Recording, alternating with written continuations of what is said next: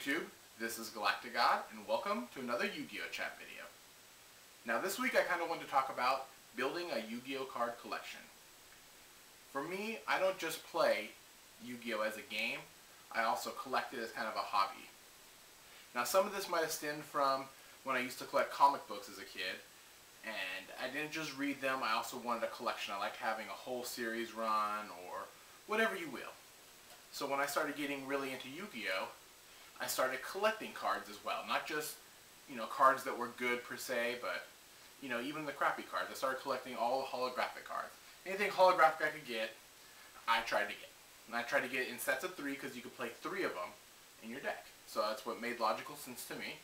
And so that's what I started doing. And when I was doing this, other players kind of looked at me like I was crazy because I would ask them for the most randomest, weirdest cards. And I guess it is kind of a little crazy in a sense to be getting so many cards that probably I will never use, but in some sense this kind of works out for me as well. So there's times when I would pick up cards like Solemn Judgment's a good example. I picked up 3 of them. People are like, why would you ever get 3 Solemn Judgments? No one's ever going to play 3 in their deck. But I had 3 First Dead Solemn Judgments from way back in the day. And then all of a sudden Dark Armed Dragon comes out, Gladiator Beasts come out, everybody's running them triples. Everybody's scrambling to get them. People are paying like $40 for the rare version that came out in Championship Pack.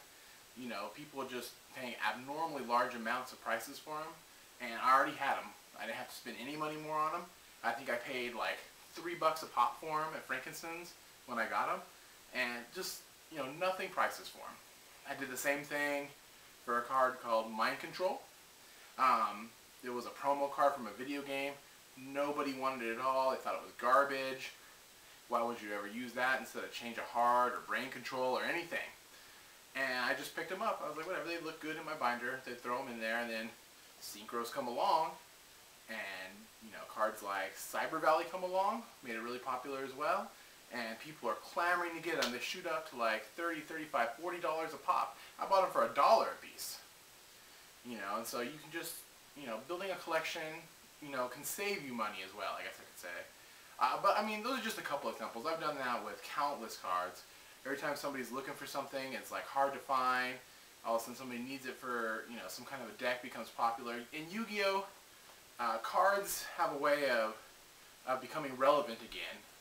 Cards that you think are real crap, have a way of coming back around and, being useful.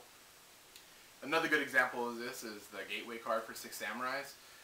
When 6 Samurais all of a sudden became super popular, when their Storm of Ragnarok set first came out, everybody was clamoring to get this card. And this card was a nothing card. It sold for nothing, like $2, $3. And then it jumps up to like, $40 a pop. Pirate Dragon's another one that comes to mind too. When Dragonudes came out, everybody's trying to get this card.